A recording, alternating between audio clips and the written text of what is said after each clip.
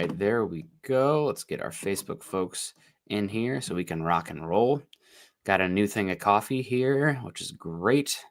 1 and 2. All right. Welcome in. It is, I almost said it was Monday morning. God, it's Wednesday morning, the 18th. We're really coming up on the summer solstice here.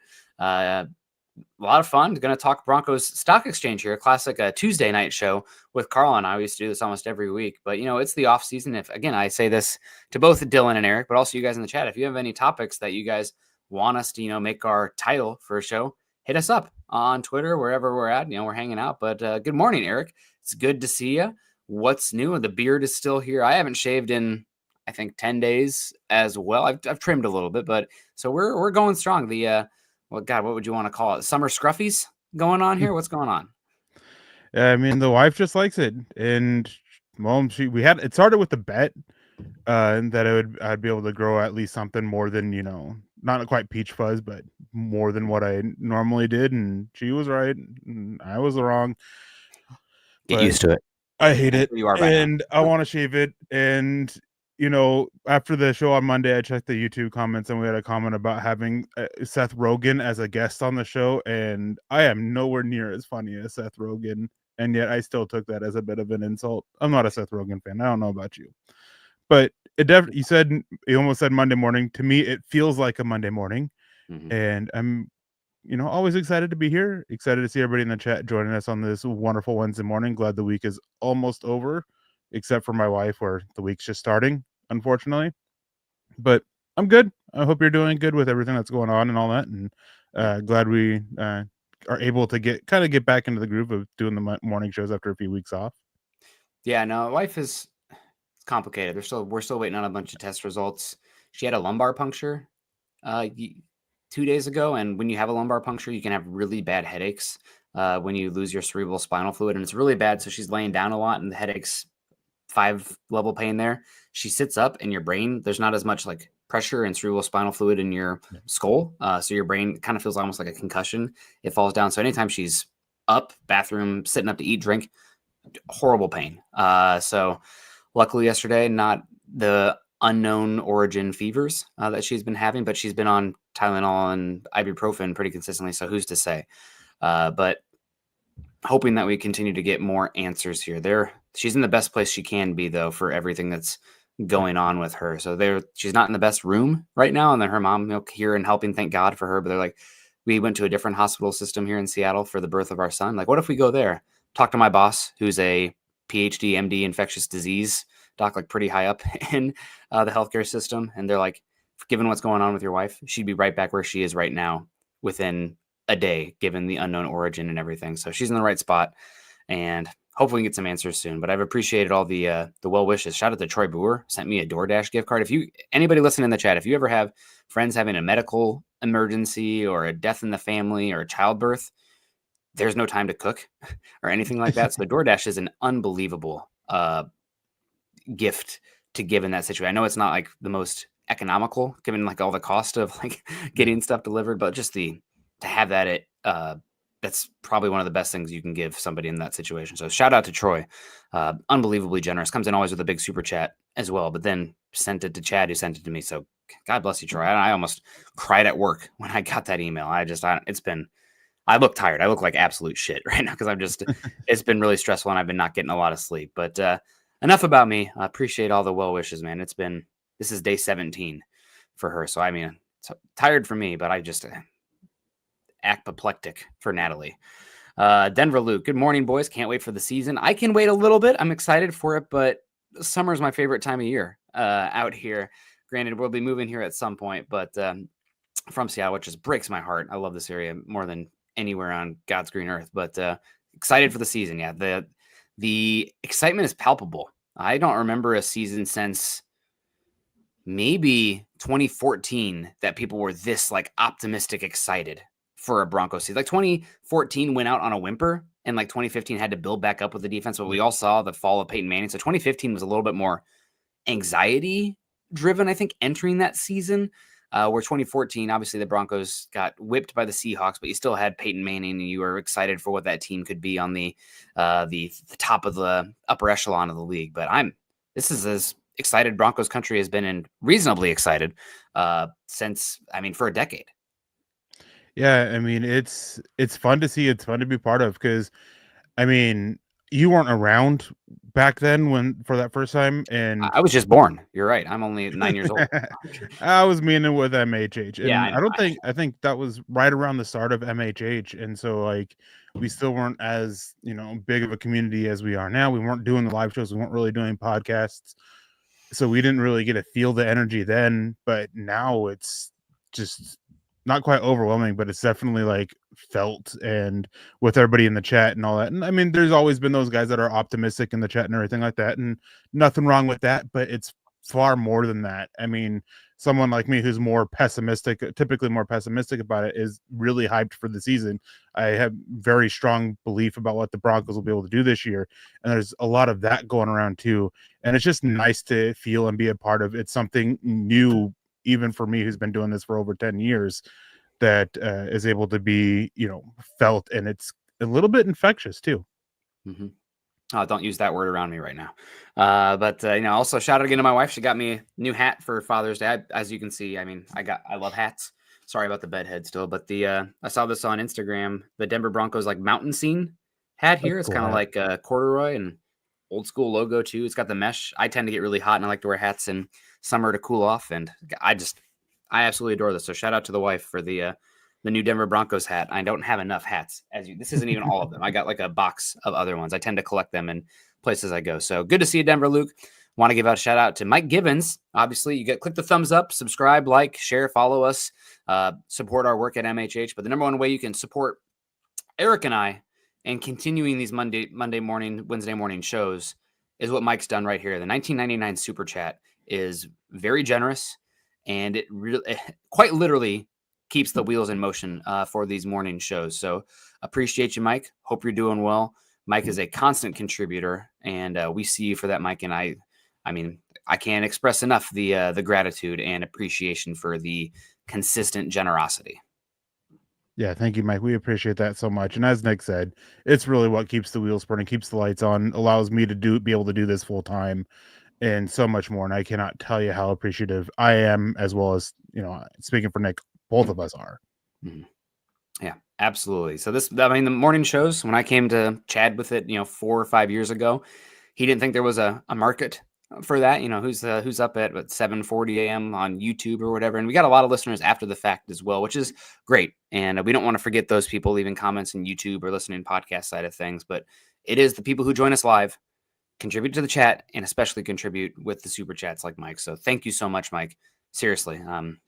Just from the apex of my heart. Really do appreciate it. Brian Dunn. Good morning, Nick, Eric, and Broncos Country. Hope Natalie's good night and is feeling better. Haven't heard from her today, which means I pray she's sleeping. The hospital is no place to sleep because the nurses come in every 3 hours to poke and prod you and stuff. And, is what it is. But I'm hoping so too. We got Chase Wellner. Howdy, y'all. Good to see you. Shiloh, one of our guys. I love Shiloh. I've been following him on Instagram. He posts a lot of pictures of his gorgeous German Shepherd on at doggy daycare. So that's always great as well. A fellow canine lover. I'm just an animal lover, cat, dog.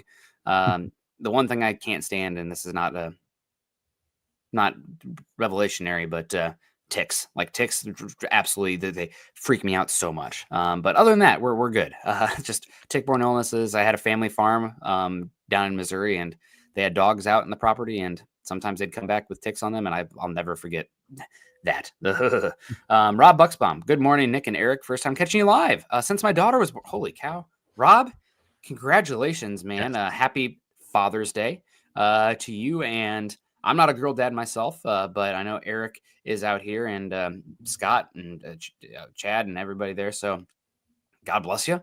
Happy Father's Day. Hope everyone's healthy. Hope you and especially your partner have all the support and care in the world. And I don't know if this is your first, second, third child or anything, but regardless, from one dad to another, welcome to fatherhood. And you got this. And make sure you're not alone in the journey of fatherhood too. Lean on those around you. People are happy to help, lend an ear, distract you, whatever you need. So congratulations, Rob. Yeah, being a girl dad myself, it's one of the best things in the world. So congratulations to you. I hope you love being a girl dad. I know I sure do. Yeah. Awesome to see Robin here. Jermaine says, sup, fellas? Good morning. Good to see you, Jermaine. Brian Dunn says, congratulations on Hurricane Eric. So they must have named it after you, Eric. That's great. Yeah. Hope it doesn't do any damage in Mexico and everyone makes it through hurricanes safely. Yeah, I've been so busy I haven't even seen that. So that's we'll see how that goes. Hope everyone does stay safe. Obviously, Dave Glassman in here. Good to see you. Clayton Huron says, hey, been a long time. Yeah, good to see you. Clayton says, smash that like button. I said, what positions are you most excited for? Receiver core, running back core, or our corners? I mean, for me, corners aren't necessarily exciting, but Riley Moss, what he showed last season when he was healthy, you bring in Barron as well. You have depth in Chris Abrams-Drain and Jaquan McMillan, and then, of course, the reigning Defensive Player of the Year. Like, you have to be most excited about the corners. The one I'm most curious in is the wide receivers because they have so many young options. I mean, 4 guys. I'm excited about some of these undrafteds too. So I'm curious about the receiver core, but excited. I mean, cornerback's got talent for days. Yeah, I'm most excited for the corners as well. I'm probably the most intrigued by the running backs. I mean, when you add in RJ Harvey, an explosive back, after how bad the running back room last year, that's obviously very intriguing. And then I'm very curious about with what we get out of the wide receivers this year. A lot of younger. I use that relatively speaking, younger as in younger to the NFL, because Devon Bailey's like 57 years old or something like that. So I'm very curious about what all these newer to the NFL wide receivers are going to do, what their next step is with their growth, and even Pat Bryant, and seeing if he ends up living up to some of the hype that we've created for him and the hype that he's been getting through OTAs and minicamp, because he was one of those picks that was, viewed negatively the most, not just by Broncos country, but by national media. So very curious about them, intrigued by the running back room, and very excited for the corners, just because everything you've said, the depth that they've improved, just adding Jade Barron improved the depth all around it just so much. Chris Abrams-Drain, he had some good moments on the field last year. Riley Moss, hoping he can stay out on the field consistently, because when he was on the field before his injury, he was playing really good ball, and then he got hurt, got rushed back, and play dropped a little bit, understandably so. And then, of course, Patrick Surtain, who is the best corner in the NFL, hands down. Yeah. I mean, we talked about it 2 weeks ago, this week too. Like, Derek Stingley's good too, but Surtain is the cream of the crop. He is the example right now of what a shutdown corner is. And we kind of had a lull there for a little bit of a shutdown cornerback in the NFL, but it's pretty impressive to see the Broncos there. So shout out to Clayton over on Facebook, hanging out with us and leaving the comments. We appreciate that. Make sure you guys click the likes and everything on the way in as well. That helps a lot. Joseph Grubbs, good to see y'all this morning. Let's go Broncos. Let's go Joseph. Good to see you. Michael with the super chat again. Number one way to support the show. Says, good morning, Nick and Eric on Broncos for breakfast. Go Bo Broncos. Great to see you, Michael. Hope you're doing well. Hopefully it's not too hot out there in Tucson. I'm a delicate flower these days after living in the temperate Pacific Northwest. So anything below 35 and anything above 80, and I'm wilting. So I'm soft. Get me out there, but it needs to be temperate. Joseph Grubbs, who do y'all think ends up getting more touches in the backfield this year, Harvey or Dobbins? I just think based on the history of Dobbins' injuries, it is way too risky to bet on Dobbins. So I'm going to go with Harvey in that one. Second round pick. Again, they're going to probably have to be based on bringing in Harvey and everything. I think they don't trust him fully in pass protection. It was horrible in college as well. Now, granted, some of that's the offense and the situations he was in. But I can't bet on Dobbins' injury history. The fact that he was still out there, they paid him. I mean, there was not a good running back crop this season to pay even, but it was at $5 million-ish. Yeah. So I'll have to go Harvey on this one. Yeah, I'm with you. It's Harvey. I think it could very easily go the other way. If Harvey goes out there early and starts to struggle, Sean Payton will likely switch over to relying on Dobbins a little bit more. But I think I think it's more likely to be Harvey, because, as you said, the injuries with Dobbins, and even last year when he had a good year, after what was it, the first like 3 or 4 weeks, his efficiency just completely plummeted and completely tanked, and he just wasn't as effective as a running back. And that also, I just think that it's not just injuries, but the history that he has of doing that, because it wasn't just last year, it's been a couple times throughout his career when he has been healthy too, or before the big injury he had. His efficiency dropped the longer the season went on. And I remember coming out of college, that was one of the concerns with him, about his efficiency as a runner as the season went on, as the wear and tear came down, as the games went on. So I just think with you, Harvey's just a safer bet to get more touches. Mm-hmm. Yeah, I think that's the move as well. We got Jamal Killens. Good morning. Great to see you, Jamal. Hope you're doing well. Joe F says we need to lock up Allen Sutton and John Franklin Myers. Does this happen before camp? I think we'll get Allen done. I just think he's the most valuable. He's still young of these guys. He plays a position that doesn't tend to fall off a cliff with age. So there's concerns there. I would love to get Sutton, JFM, and Benito all locked up in like contracts that are 10 to 15% below open market value, but getting them the guaranteed money before the season starts as insurance, because it is football, right? Like you can bet on yourself and hold out and not take that money, but injuries happen, and that is life-altering money all the same. It's why you tend to see a little bit below market value for contracts that get done a year early, just getting that guarantee in there. So I'd love to see that. I'll even toss in Benito. I don't think that will happen. I also don't know if like Need is doing a lot of work here. I don't think they need to do that, but I would love to see them lock up any of these guys just to have a little bit of clarity going into the season. And something George Payton's talked about before, but I think this team, I'm not in the locker room, obviously, but I think they have the right makeup and character in there now, and rewarding the people in the locker room, paying them, showing that like if you do the right things and improve and buy in to this process, it will work out for you, does matter a lot. We don't want to be like the Cincinnati Bengals where you can do everything right and you're strung along. It just leads to malcontents in that makes it sound, it's more the ownership fault than the players, but it leads to dissent in the locker room. So rewarding people doing the right thing is huge in an NFL team. So hopefully they can work some of this out. Denver's going to be bumping their head up against here soon with having, in a good situation, it's a good problem to have, but more talent than they can afford to pay. We'll see what happens. There's going to be some tough decisions coming up here.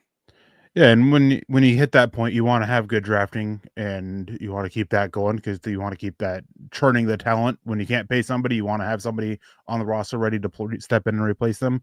And with that said, I think that the first extension that we're going to see is actually George Payton, and I wouldn't be surprised if we get that here in the next 2 to 3 weeks. Wow, good call. As for getting the players locked up before camp, I think we might get one of these extensions done before camp. I think most likely, though, we'll see any extensions happen either, in camp or early in the season.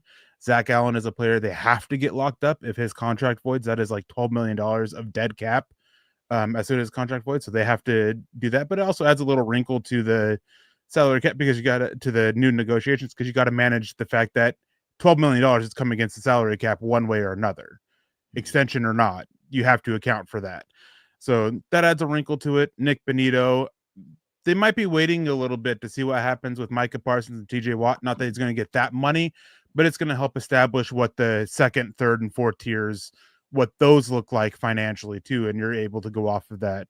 So they might be waiting a little bit for those extensions to happen, which those may be coming here in the next month or month and a half. John Franklin Myers, I think they'll wait until after the season. Sutton, they'll try to figure something out probably end camp or early into the season. So I think they'll happen, just not necessarily before camp. Mm-hmm. Yeah. God, I hope so. Be nice to talk about some good news. Leroy comes in. Good to see you. Says, who do you think will be cornerback 2? Will it be Barron or Moss? I don't think you're going to see base that much from Denver. So cornerback 2 doesn't really matter so much. It's like asking who's your player 2 and your starting 5. Like somebody's a shooting guard, somebody's a small forward. They're both on the floor for the most of the time. So as far as their alignment, I expect Barron to be in the slot with Moss on the boundary. I think that if you do have a Moss, or God forbid, let me actually make sure I knocked on wood there, not the whatever the hell this wall is. But if Surtain goes down, then you probably see both of them out because I think your number 4 cornerback is McMillan. So you have the ability to flip Barron out, but I think he's best in the slot. So that's my expectation. We'll see if that changes, but I think it's Moss and Surtain on the outside and Barron in the slot. Yeah, Denver ran base like less than like 5% of the time last year or something like that. I can't remember the exact percentage, but it was very little. They probably ran more penny, right? They probably ran more penny last season. I believe so. Somewhere on Twitter, there's a breakdown of the percentages of what they used and the packages. I just can't remember what it is off the top of my head. But yeah, Barron's the slot corner. Moss is the boundary. If something happens to Moss or Surtain, and knock on wood, then you see Barron move outside and McMillan step in the slot. And that's kind of how, when I mentioned earlier about how Barron provides so much, brings a lot to the depth of it just in one player, it's because he has that inside outside versatility. Yeah. Yeah, absolutely. Good to see you, Leroy. Says he'd not lock JFM, but to lock up Allen and Sutton, maybe tag Benito. Sutton's a weird one because that'll be a third contract. He's going to be 30, 31. And the wide receiver market is insane. So, again, Sutton's done everything right. He's probably one of the, like, if right now, if I was picking a player outside of Bo Nix and the Broncos that I'd like want to be president, although I don't know if I'd wish that on anybody. But, like the representative for Broncos country, I'd probably pick Sutton. He's got that $1 million smile as well, well-spoken, educated. I mean, he's a great guy. So you like to reward and keep those guys around if all possible, but a little bit more complicated, I think, for him compared to Allen, position he plays, where the market's at, everything like that. So moving towards that, we are already 20 minutes in. Let's get to the stock report here. Eric, on that front, players that we're buying or selling. And I think we're going to go on, I'm going to try to base this on like public perception of players. So, I mean, not just like us who are way in the weeds, but like what is PFF writing right now on these guys and where like the Q rating is on everybody. And I think it's a little risky on this one. And what the Broncos spent says that they value him, but I still don't think we're making enough excitement about him. And that for me is Talanoa Hufanga. He's the most exciting player I think the Broncos brought in this season. Granted, the safety position has been devalued, but just how many splash plays he can bring and the energy he brings. I know everybody's excited about Barron. We have a lot about Barron. We have a lot about Ingram. We have a lot about Jahdae Barron. Out of all of those guys, Hufanga is the one I think is maybe not the highest ceiling, but like the most culture-changing player. He's not going to be unit defining like I think Ingram could be, maybe Harvey could be as well. But again, the Broncos paid Hufanga big money, and his 2022 season was better than anybody other players they brought in the last 2 off seasons. So I'm buying Hufanga stock right now. I also think that once you see him out there and the energy he plays with and the amount of plays he's going to make on the football and the roaming ability he's going to have to make plays and be this amoebus player, I think people are going to fall in love with him, the style of play. I mean, you go back and watch those 2022 highlights, it's like, holy bleep, this is unbelievable stuff. So I'm going to buy stock in Hufanga right now. I think it is high because they paid him well on the safety, which has been devalued. I think it's going to go higher, though. Yeah, I would definitely buy stock on him. I would buy a lot of stock on him. Only thing that would keep me from buying, all the stock that I can is the injury history that he has. I mean, you mentioned that 2022 season that has been a few seasons ago now. Mm-hmm. So that does put a little pause in it, but it wasn't he didn't suffer those injuries that make you question if he can return to form, right? Sometimes you see an injury and it's like, can they return back to form? Is this going to be one that's going to hinder it a little bit? Well, we don't have to worry about that with him because that wasn't, the type of injury. And so I'm really excited about him. And he kind of talked about him in an amoebus player type. And I like what he can do for other people around him too, because he does bring some versatility with it. And they really like Brendan Jones when he's playing single high, which suggests that they're going to be playing Hufanga a little bit closer to the line of scrimmage. And I like what that does for Brendan Jones. I'm still skeptical about him playing a almost full-time single high type role. Even because he did do that well last year, but in his time in Miami, when he did that more frequently, he struggled a lot. So I'm wondering if maybe, it could be the scheme. It could also be the usage and just wearing down on him eventually. But I have a lot of buying a lot of stock in Brandon Jones and pairing that with Hufanga as well. Just because I think together they provide a lot of versatility and a lot of options for what Vance Joseph wants to do with his secondary, especially with the safeties, which we didn't really get last year because PJ Locke could only do one thing well and struggled elsewhere. So just how it morphs the whole room is a reason to buy stock in both those safeties. Yeah, love it. But I mean, I'm just so excited to see Hufanga out there. I mean, I'm not a safety value lover. I'm a defensive line more than anything, followed then probably by cornerback. But this team, we talked about it. Where's the ability for a ceiling? Where can they go to another level? It's takeaways and it's energy on defense. And he's exemplifies both of those. And we see a lot of Greenlaw hype. I think it's the linebacker romanticism in the league, and Denver looking for that. Obviously, a first-round pick, all these other things. But, man, I'm buying Hufanga right now. You mentioned the injury history. Concerning, no doubt. But that's true for all the free agents the Broncos Yep. brought to some extent. So Hafanga's the one I'm buying. Gen X says, good morning from Dallas, Fort Worth. Hopefully you're staying warm, dry. I don't know what's going on down there, but appreciate you. Todd's in the house. Good to see you. Joe F says, best safety duo in the NFL.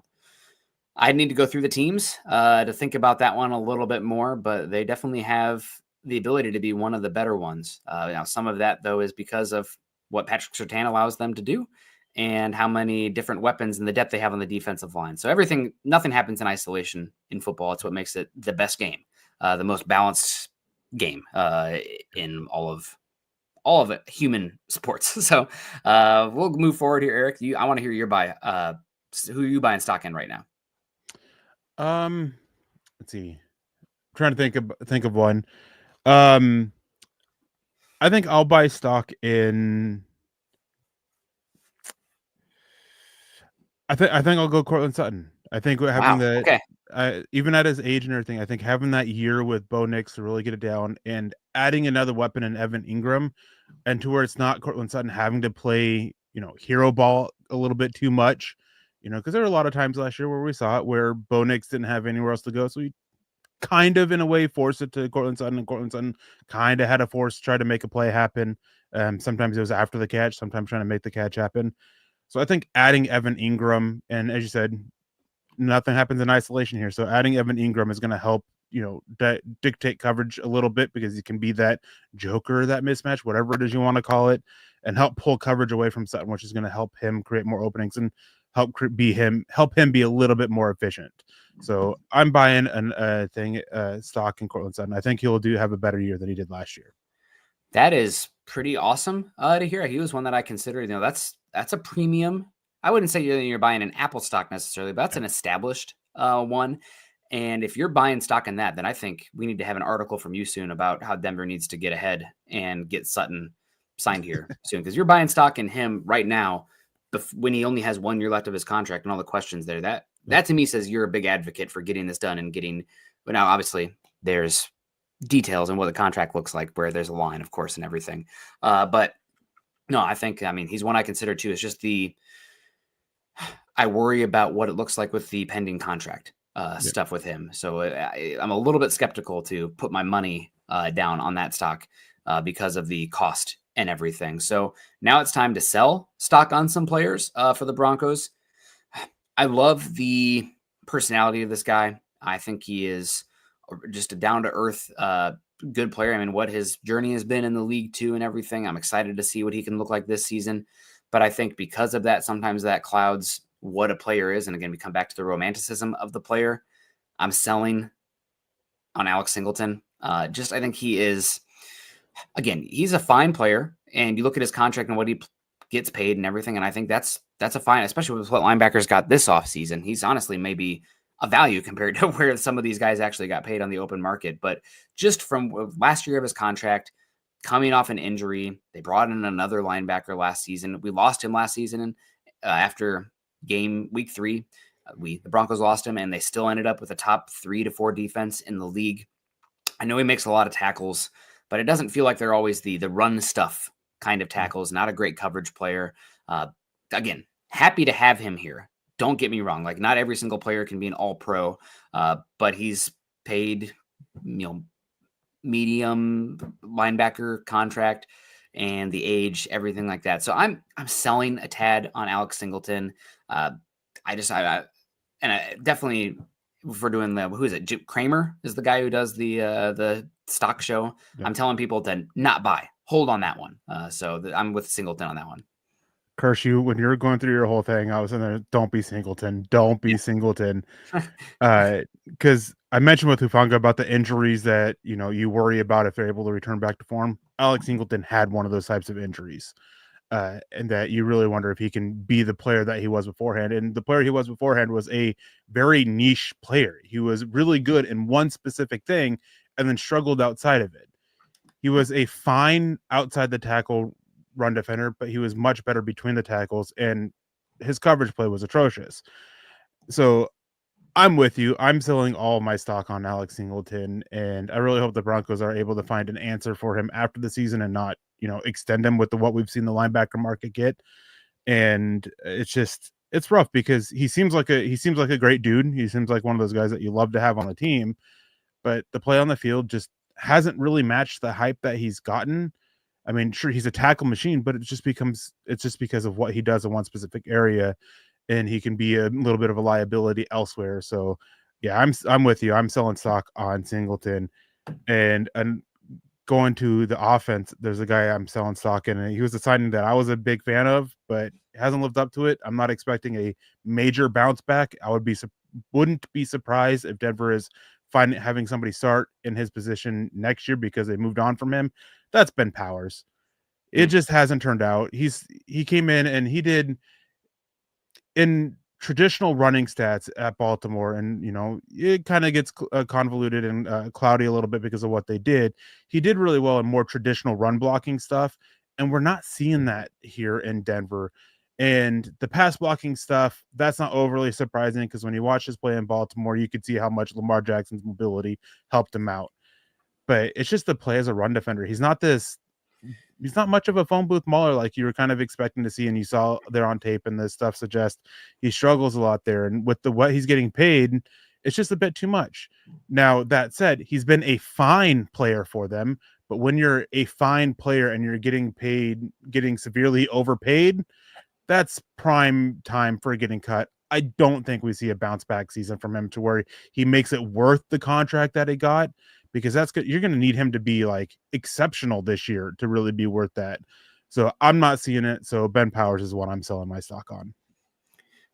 That's a good one. Yeah, you don't need all your offensive linemen to be great, and I think he's got a very high floor. I mean, he doesn't get pushed back, which is something Dalton Reisner had some issues with in pass protection. Like, if we have anything for Ben Powers, it's that he can anchor and you're not moving him with that mass. But as far as displacing people at the point of attack, the combo of him and Wattenberg there, you definitely limits your ability to drive block and power block in the interior. So, and they can't keep everybody. So we will see there. I think he's still got 2 years left on his contract for the Broncos. Yes, And he I signed a believe 4-year 2 years, but deal. they can move on after this season Yeah. pretty easily financially. So we will see. I mean, you got Clay Webb, you got some other guys there. It's definitely a position where he is low key on watch with how his contract is set up. So, but he's been, I mean, they paid him big. I think for the stability of the offensive line, I totally understand why. I don't think it's been like such an, like, we've seen bad offensive line signings. Yeah. And he's been fine. Yeah. But that doesn't mean he's not on watch. Nick Henson coming in here says, appreciate me, Nick, pushing through in the tough times. Shout out to the mother-in-law because she's with the little guy upstairs right now and getting him breakfast. So that's the only reason that's happening right now. But yeah, we're hopefully we'll get some more answers with my wife in the coming week, man. It's no fun being in the hospital she hasn't seen a window in 8 days because of where she's at. So that would make me lose my mind for damn sure. Mark says, Broncos fan in Charleston here, Nick. How'd you like it?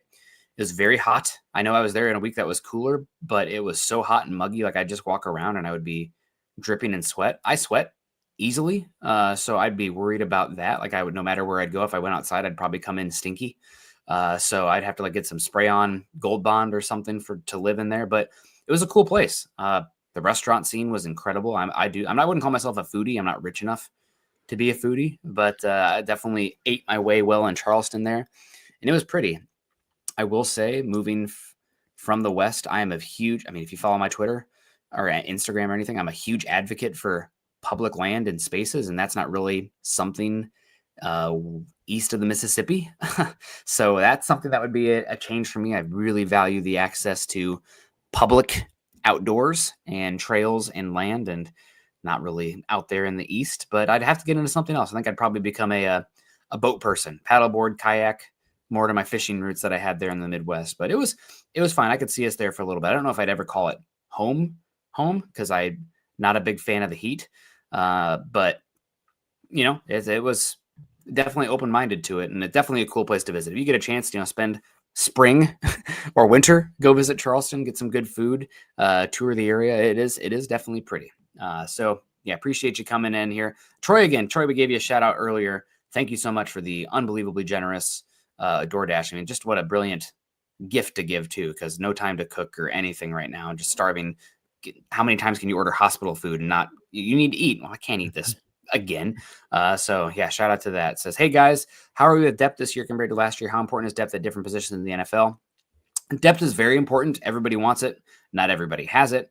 And if you are a team that's doing this stuff right in terms of the strength and conditioning, you don't always have the answers to what your depth is. So how's the depth for the Broncos this season? You hope it's good. And I think a lot of people are excited about that. And in positions that are rotational, like the defensive line, it is good. But we don't know what the depth really is on the offensive line. Some of the other, specifically the offensive line is one I come back to. Kind of saw it last year with linebacker, not great. We'll see with secondary last season, not great. We added Barron. We'll see if that changes at all with some of these young guys. But it's important you're hunting it. But because of how healthy Denver has been, I don't think we can truly answer that. And you have the practice, joint practices, preseason, you get an idea, but that's still not really indicative of what NFL games look like. So hard to say, and it matters position group by position group. Yeah, it's on paper, it's much better, but as Nick said, we can't really tell until we see it. And even in the preseason games, when you see the depth out there, well, they're going against depth guys. Mm-hmm. So it could be a situation where they actually are good and they're out there dominating, or they're not that good. They just happen to be better than who they're going against. So when you get into the regular season, you might be excited for them, but they take the field and they struggle. So it's always tough to say without actually seeing them in the regular season, going against starters, going against, the top-notch players in the NFL. It's always tough to see that. But on paper, it's better. We'll see how it is. And there are some positions where I would say that depth is more important than others. And as Nick kind of alluded to it, the rotational places like the defensive line, very important to have good depth. You don't want to have a significant drop off from your 1-2 to your 3-4 to even your number 5 whenever they see the field. Cornerback, even though it's not rotational, I think is another major one that you want good depth in. And the Broncos, we've seen some promise there because, Jaquan McMillan, he was a decent enough starter, and now he's a depth piece. Chris Abrams, he stepped in and did well. No more Levi Wallace. He's an addition by subtraction in that. So on paper, it looks really good, and it does look better than last year, but a lot of it is unrealized at this point. Mm-hmm. Yeah, without a doubt. So thank you, Troy, for coming in here. Super chat, keeping the lights on for us. Did you say your next stock down? I'm all of a sudden brain farting. My brain is operating 15%. Normally it's only at 20. Did you have your next stock? My stock down was Ben Powers. Ben Powers. That's right. Okay, so stock up for me. Bookmeister says, come to Utah. Unfortunately, with everything going on in the academic scientific investment community, my wife did meet with the Cancer Center in Salt Lake City, but they took down the position because funding is not secure right now in the current climate. And that's all I'll say about that. So yeah, we definitely would have been interested in Salt Lake City and Utah and getting out there, but got to go where there's positions open, and MUSC in Charleston is actually growing right now and investing in their community and scientific research. So shout out to them in this climate, not always the easier thing to do. Moving forward, my next stock up, and it's somebody, again, I'm talking all these new players here, but this is me kind of wish casting this one as well. I'm going RJ Harvey here. I think we talked about it. I know we talked about it last night with Carl and I. J.K. Dobbins is kind of insurance, but with how unhealthy he's been, how bad he was following the first 2 weeks last season, it's kind of like having a lottery ticket, not too expensive, but having a lottery ticket as your insurance piece. Like maybe it'll hit, but like it's not a sure thing. I don't think the ceiling is higher, but a little higher, but not that much higher, and the floor is lower than what just bringing back Javonte Williams would have looked like for this Broncos team. So I think he's a better runner, but you don't have the same pass protection. Yeah. Is missed more time than Javonte Williams. I think we've had a little bit better explosiveness from him coming back from injury than we saw from Javonte, but I think Dobbins I totally understand the signing. I'm not excited about him. I'm excited about Harvey. And given that he didn't have all the hoopla of the 4 running backs that came off the board before him, but how excited the Broncos were about him, how much meat is on the bone for the explosiveness in the pass game, or in the pass and run game, I think he's one of the best dark horse rookie of the year buys right now. There's opportunity galore. And the fact that the style of player he is makes me think he's a really good player to get in on right now. So I'm going to go with RJ Harvey as my next stock buy player for this Broncos roster. Yeah, I was considering him for the first one because it's just so easy. There was a lot of yards left on the field last year when you go back and watch it. Warren Sharp has some data on that out on his Twitter account as well. And just a lot of missed opportunities. And RJ Harvin, his vision, the explosiveness, his burst, those all should help cut that down and stop leaving yards on the field like Javonte Williams did so often. But and then, as you said, with J.K. Dobbins, I do think that he is in many ways worse version of Javonte Williams. I think Javonte Williams' reliability as a pass protector is very, very underrated, even by me. It's like I always talk about how bad Javonte Williams was, but he was a great pass protector, one of the better pass protecting backs in the NFL. And so RJ Harvey, very easy because you still got to pick up that what you lost in Javonte Williams, both as a runner and a receiver. And I'm not sure that J.K. Dobbins is doing a whole lot of that. I think J.K. Dobbins was, as you said, just kind of insurance, not just for Harvey, but for Audric Estime as well. But so it's RJ Harvey's a good one. And so my next stock up is I kind of want to go Bo Nix, but I'm going to avoid the quarterback for it just because I think it's one that we both would probably be buying stock in a little bit. Also, I don't know if it's that cheap. Maybe like from a national perspective, but you're still paying pretty good on that one. And so it's still because of the conversations that we've had about Bo Nix over the last few weeks, last few months. So I'm going to go with I'm going to stick on the offense, and I'm going to go with another new addition. I'm going to go with Evan Ingram, just because I kind of touched on it when I was talking about Cortland Sutton. What Evan Ingram is bringing to the offense, bringing a guy who can create those mismatches, even if you're going to use him out, mainly as a big slot, they're going to use him as an inline tight end as well in certain passing situations. And I just think that he's going to help bring stability to a passing game that lacked reliable weapons last year. And, you have a gadget player in Mims who needs to step up. You had Devon Bailey drop some passes in big moments. Troy Franklin, we talked about that. Evan Ingram, he's going to just help. He just adds another veteran, reliable piece with Cortland Sutton that Bo Nix can turn to.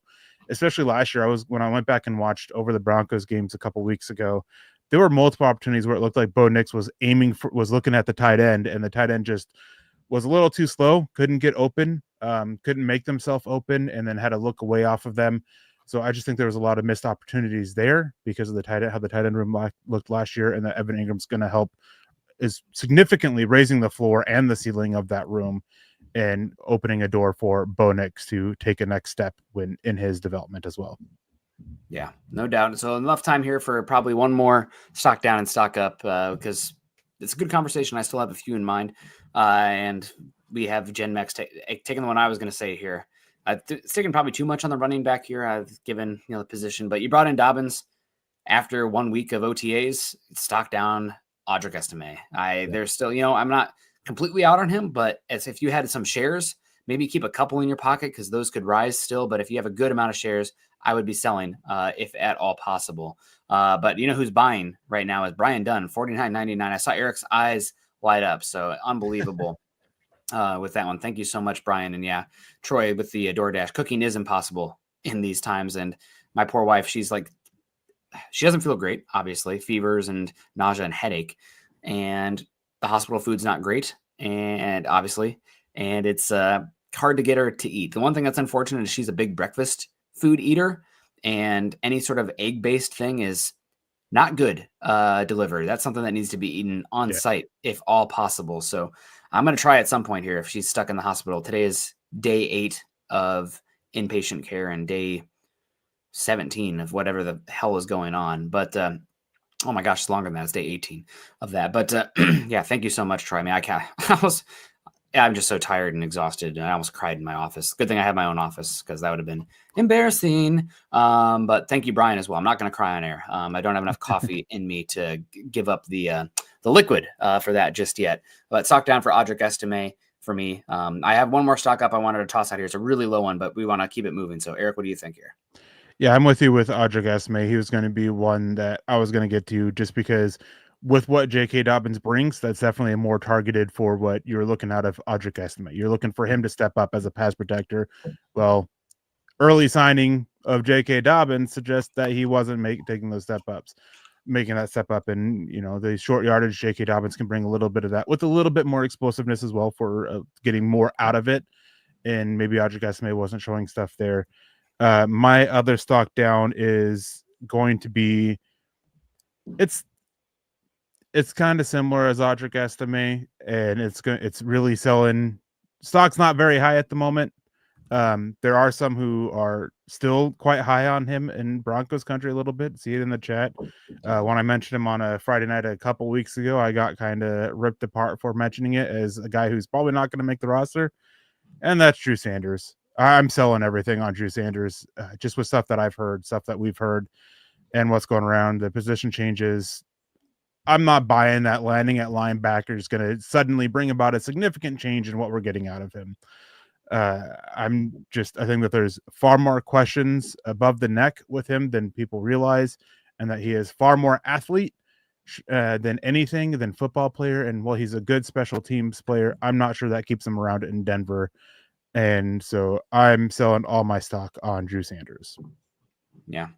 He's one, and somebody earlier mentioned, I think it was Conga Hydra, mentioned the Broncos' interesting strategy of not drafting running backs. I think that's not by accident, and there's a much bigger conversation to have about that because of the body types and asks of linebackers in college are very different with the spacing and personnel usage in the NFL, and it makes it nearly impossible to evaluate the haves from have-nots, let alone college football does not exist as a breeding ground for NFL teams, but rather winning in their own environment. So you're not really getting a lot of those guys are playing edge rusher. That should be probably more questionable moves to linebacker at the next level. And then they don't have the instincts. They're already behind the 8 ball. Do you want to invest in a guy that it's going to take 4 years before you even have them? Is that a good use? I mean, linebacker is in a tough spot in the NFL right now because of that. And especially with teams getting heavier and running the ball more. I don't know. Luckily the Lions look pretty good drafting my guy, Jack Campbell, from Iowa, who, you never know with those guys, but he's actually, 6'4", recruited to Iowa as an edge rusher. They moved him to linebacker, and he's one of the he was great last year. He's probably one of the top 5 linebackers in football already. So he's limitations, no doubt, but find me a linebacker not named Fred Warner who doesn't have some limitations. So one more stock up for me. This is a shot in the dark, and I think that because of injury and everything, he's not getting the exact shine, but they still, I think the investment, the position he plays, the rotation of this position as well. I'm not going to put a lot in this one, but I think there's a chance for it to rise a lot. I'm going to put a little bit of stock, sprinkle a little bit, and buy some Jonah Ellis right now. I mean, Sean just literally put that one in there. But Jonah Ellis, Q Robinson's getting a lot of hype right now. You still have Tillman. Ellis is still working back from the shoulder injury, but he was one of the youngest players in the draft last season. He's somebody that, he was a AP all-rookie team player, I believe, as well. And it's just I feel like there's absolutely no buzz about him right now. And it's very possible Tillman and Q surpass him, but I don't think there's a high investment in buying stock in Jonah Ellis right now. We'll see what happens with Nick Bonito going forward. I think that, a down year from Cooper with the bodies they have, we maybe have conversations this offseason as well. Probably not, but, we'll keep an open mind there. So I'm going to sprinkle a little bit on Jonah Ellis as my last one here before we wrap up. Yeah, I was thinking about Jonah Ellis because, they're really looking for somebody to step up as a run defender. Dondre Tillman, he was the best one last year. So I was debating between the two, but Jonah Ellis makes sense. He had a solid rookie season, and for being a young player who, was dealt with injuries in college and everything, so you got a lot out of him. My final stock up one is I'm trying to think of somebody on the defense because I've done a lot of the offense, but it's tough because a lot of the defensive guys they're very easy. Zach Allen, Riley Moss, Jade Barron. We talked about the safeties. So I'm unfortunately going to keep it on the offense. My last stock up, I'm going to throw a bone to some people in the chat. I'm buying a little bit of Troy Franklin. Oh, and Michael has him down. So, Michael, if you give another super chat with that one, Eric will change his mind. No, I'm just kidding. Got to be a You can buy my opinions, folks. No, no. I just think part of the reason I'm not buying a lot. I still don't think I still think it's about 60 to 70% chance that he makes the roster. There's still a chance there. But I do think that the extra year. From what I understand, they've been spending a lot of time working on his tracking ability over the shoulder and catching. They're really focusing on developing there so they can use him as that, because they need it. And I just did an article about it on Monday that got published, talking about why they need Troy Franklin. So even though I've been down on him, I'm still a little bit high on him as well, because of what he does to open up the passing game as a whole. He can take the top off the defense. He can pull the safeties. He can pull that coverage away and from the guys working underneath, which is something that you still have to have in Sean Payton's offense. It's not an offense that consistently attacks vertically. They just throw it in every now and then to keep defenses honest, but it's still something that you have to have, that Sean Payton's always utilized in a way of pulling coverage. Troy Franklin, Marvin Mims, those are two guys that can do that. Troy Franklin being in year 2 compared to Marvin Mims going into year 3, I'm buying a little bit more stock in Troy Franklin being able to develop more as a true receiver than I am Marvin Mims developing into more than a gadget player. But I was debating between the two, which is why I was talking about Mims. Yeah, no, good call. I appreciate it. Michael Ronquillo, great show today. Nick and Eric on Broncos for breakfast. We got Kioka coming in here saying, "What's up? Let's effing go Broncos country, Denver Broncos for life." Good to see you. Appreciate everyone coming in. Ellis had just as many sacks as Verse. The issue was the pressure rate, and the edge setting from Verse was unbelievable in comparison. But yeah, no, I mean, again, I feel like I'm love Q Robinson, excited about that pick. Tillman's been a hell of a find, but I just feel like there's not Ellis talk right now, and I know it's coming back from the shoulder stuff, but that's one that I'm like, let me just toss a little bit on there. Yeah. As far as the Q rating goes and everything, you were talking about somebody on the defense. I know PFF gasses him up a little bit, but there's just not a lot of hype for him in general. The one player I did want to give a shout out on the defense that I would buy in on just because he's more valuable and kind of forgotten about and might be cast aside because of the contract stuff. But John Franklin Myers is still somebody I think that, I might buy right now. We'll see what happens this season. But the stats, the value he plays, he's a damn good player. So he was the one on defense I wanted to at least give a shout out to for the buy options. Yeah, he was one that I was considering there as well. Because if you think about these guys, Nick Benito, John Franklin Myers, Malcolm Roach, guys who are in the final year of their contract, who are coming off the best year of their career. Honestly, I think John Franklin Myers is the one that can either replicate that or even improve upon that the most out of these guys. So I'm a big fan of John Franklin Myers because of what he does, not just on an individual level, but what he does for those around him. He's a great teammate. He does the dirty work that's asked of him, does whatever is asked of him. And he's one guy that I really do hope they extend. I just don't expect it, but he was one that I was considering on defense as well. But I just kind of felt that with the contract status and his age, you mentioned it when I brought up Cortland Sutton. I'd say that kind of shied me away from John Franklin Myers a little bit. Yeah, definitely a good one. Definitely a good one. Yeah, and Verse did have more opportunities. It's just, Ellis is a good player, but if there was a redraft, obviously we're taking Verse right now. But he needs to figure out how to finish. But again, not to push down Ellis. Just I don't think it's totally fair to put them on the same conversation right now. But Ellis, excited to see what he can do.